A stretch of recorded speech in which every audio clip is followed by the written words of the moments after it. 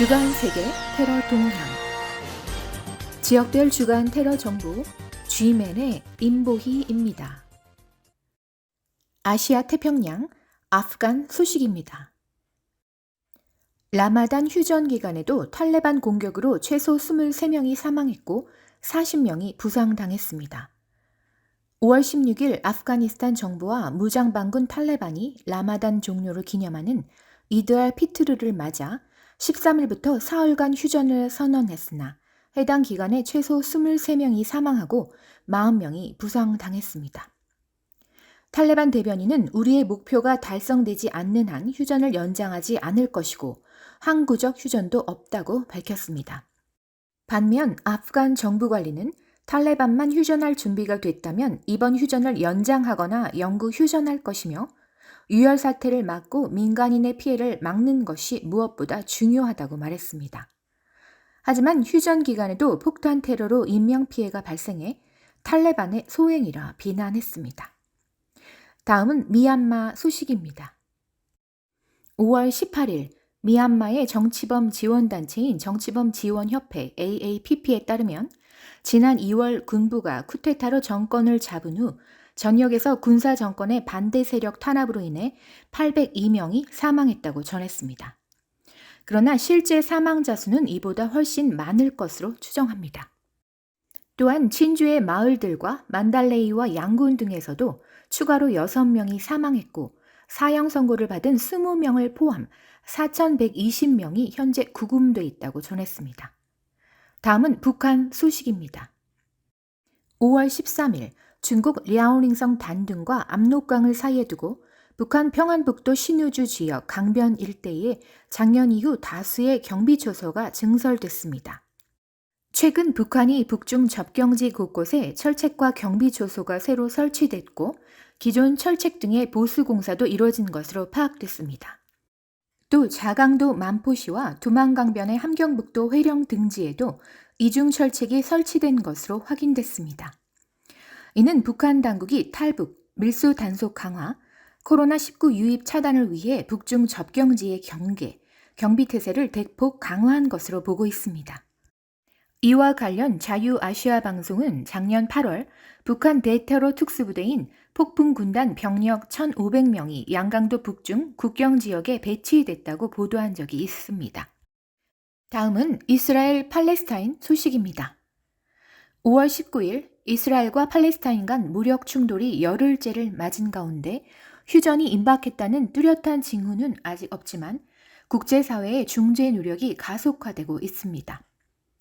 이스라엘은 이날도 가자를 공습하고 팔레스타인은 계속 경계 너머로 로켓포를 발사했습니다. 이날 일찍부터 이스라엘의 공습으로 가자 지구에서 최소 6명이 사망했고 40개 지하 표적물에 명중시켰습니다. 그러나 팔레스타인에는 여전히 발사하기에 충분한 12,000개의 미사일과 포탄을 보유하고 있습니다. 가자 보건부는 지금까지 팔레스타인인 최소 219명이 사망했고 이 가운데는 어린이 63명과 여성 36명이 포함됐다고 전했습니다. 부상자는 1,400명 이상입니다. 또한 근처 450채의 건물이 파괴되거나 심하게 손상됐으며 이 중에는 병원 6곳과 1차 보건소 9곳도 포함되어 있습니다. 피란민은 7만 2천 명으로 알려졌으며 약 4만 8천 명은 유엔이 운영하는 학교 58곳에 분산 수용됐다고 전했습니다. 다음은 사우디 소식입니다. 5월 13일 사우디 왕립 반군군은 나즈란주를 겨냥한 후티 반군이 발사한 드론 최소 8대와 미사일 3개를 요격해 파괴했다고 전했습니다. 요격이 예멘 영공에서 일어났는지 사우디 영공에서 일어났는지는 여전히 불분명합니다. 사우디 주도의 연합군과 후티 반군 간 갈등은 장거리 무기와 무인기와 탄도미사일 공격이 계속적으로 발생하고 있다고 전했으며 후티 반군은 사우디의 주요 인구 밀집 지역을 무기화된 무인기와 탄도미사일로 공격하겠다는 의도를 과시했습니다. 정확한 전술 능력은 불분명하지만 반군 단체는 사거리가 30km에서 1000km에 이르는 단도리 탄도미사일을 여러 대 보유하고 있다고 주장하고 있습니다. 또한 이란의 도움을 받아 15km에서 500km 사이에 다양한 범위의 드론을 보유하고 있다고 전했습니다. 그럼에도 불구하고 사우디 군대는 다양한 방공 플랫폼을 사용하고 있으며 남쪽 국경 지방에서 무인기와 탄도미사일 위협을 상당히 완화시킨 것으로 보입니다. 그러나 요격 후 낙하하는 파편들은 치명적일 수 있다는 위험으로 남아 있습니다. 다음은 사하라 이남 아프리카 소식입니다. 먼저 민주 콩고 소식입니다. 5월 13일 콩고 민주공화국 동부 지역에서 무장 단체끼리 교전이 벌어지면서 주민 수천 명이 피난길에 나섰습니다. 충돌은 전날 부룬디 접경 탕가니타 호수를 바라보는 사우스키 부주의 고원에서 벌어졌습니다. 광대한 중부 아프리카 민주콩고의 동부 지역에선 수십 개의 무장 단체들이 충돌하고 있습니다. 현재 고원에선 주민 5천 명 정도가 난민이 된 것으로 파악되고 있습니다. 피난민 대표자는 4천 명 이상이 우비라시 북부 루지제 평원으로 대피했다면서 우리 대부분은 구호물자 지원도 없는 가운데 주민들의 호의에 기대해 살고 있다고 말했습니다. 다음은 에티오피아 소식입니다. 5월 18일 SNN PR 지역에선 무장 괴한들의 공격으로 경찰관 9명이 살해되고 3명이 부상당했습니다. 현지 관리들은 이번 사건과 관련한 자세한 내용이나 범행 동기를 확인하지 못하고 있습니다. SNNPR은 에티오피아에서 가장 다양한 지역입니다. 이곳에서 테러들이 끊이지 않는 것은 전 총리로부터 물려받은 정치 구조인 민족 연방주의의 안정성에 의문이 제기되고 있기 때문입니다. 비판론자들은 여러 공동체들이 중앙정부에 더 많은 자치권을 요구하기 시작하면서 인종적 연방주의가 지역 정체성의 강화와 인종적 긴장을 초래했다고 주장했습니다. SNN PR 지역은 오로미아 지역과 같은 규모의 시위에 영향을 받진 않았지만 오랜 기간 동안 지속된 토지 및 기타 자원 분쟁은 민족들 사이에서 여전히 치명적이라고 전했습니다. 보안군을 겨냥한 유사한 공격이 앞으로 몇 주간 발생할 수 있다고 보입니다. 다음은 소말리아 소식입니다. 5월 17일 히란 지방 벨레도웨인 인근 여러 지역에서 라이벌 일족들이 충돌했습니다. 사고 경위는 여전히 불분명하지만 최초 보도에 따르면 충돌과 건물 여러 채의 불이 난 사이에 불특정 다수의 부상자가 발생한 가운데 최대 10명이 사망한 것으로 알려졌습니다. 현지 당국은 사상자 수에 대한 자세한 내용은 밝히지 않은 채 사건을 확인했으며 부족한 보복 공격은 앞으로도 여전히 발생 가능성이 높은 것으로 보입니다. 이에 따라 며칠 안에 도시 인근에서는 보안 강화와 관련 교통 차질 등이 발생할 수 있으며 추가 폭력 발생 시 지방 당국은 통행 금지 또는 기타 이동 제한 조치를 시행할 수 있다고 전했습니다. 다음은 아메리카, 먼저 미국 소식입니다. 5월 18일 의회가 상원에 이어 하원에서도 찬성 364대, 반대 62의 압도적인 차이로 아시아계 증오범죄 방지법을 통과시켰습니다. 법안은 민주당 소속 상원의원과 하원의원이 공동 발의했습니다. 내용은 첫째, 법무부 관계자를 배치해 코로나19 관련 증오범죄 보고를 신속 처리하며 둘째, 증오범죄에 대응하는 각주, 사법기관 지원을 확대했습니다. 또한 팬데믹 관련 인종차별 언어 사용 줄이기 등의 내용이 골자입니다. 이어서 아시아계 미국 사회는 편협하고 인종차별적인 공격을 견디는 데 지쳐있다며 이 같은 외국인 혐오와 인종차별적 공격에 맞서 싸워야 한다고 밝혔습니다. 지난 1년 16개 주요 도시에서는 증오범죄는 전체적으로 줄었지만 아시아계 미국인 대상 범죄는 145%나 급증했다고 전했습니다.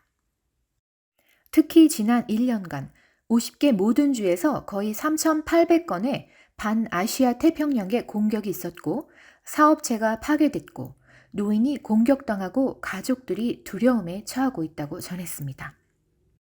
5월 18일 캘리포니아주에선 북부 580번 주간 고속도로를 달리던 버스에 총격이 가해져 최소 2명이 사망하고 5명이 부상당했다고 전했습니다. 부상자 1명은 현재 중환자실에 있습니다. 이 버스는 승객들이 버스 안에서 유흥을 즐길 수 있게 꾸며진 파티 버스였으며 용의자는 최소 2명이며 차로 버스를 뒤쫓으며 총을 쏜 것으로 알려졌습니다. 버스에 날아든 총탄은 총 70발가량이라고 수사당국은 밝혔습니다. 용의자 신원이나 범행 동기는 아직 밝혀지지 않았습니다. 다음은 유럽, 러시아 소식입니다. 먼저 영국 소식입니다. 5월 17일 런던 인근의 에식스주 치크웰에서 전날 유대인 랍비가 10대 청소년 2명에게 공격을 받아 다치는 사건이 발생해 경찰이 수사에 나섰습니다. 10대 2명이 피해자가 운전하는 차 앞에 서서 소리를 지르고 피해자의 종교와 관련해 경멸적인 말을 한 뒤 그의 차를 훼손했습니다.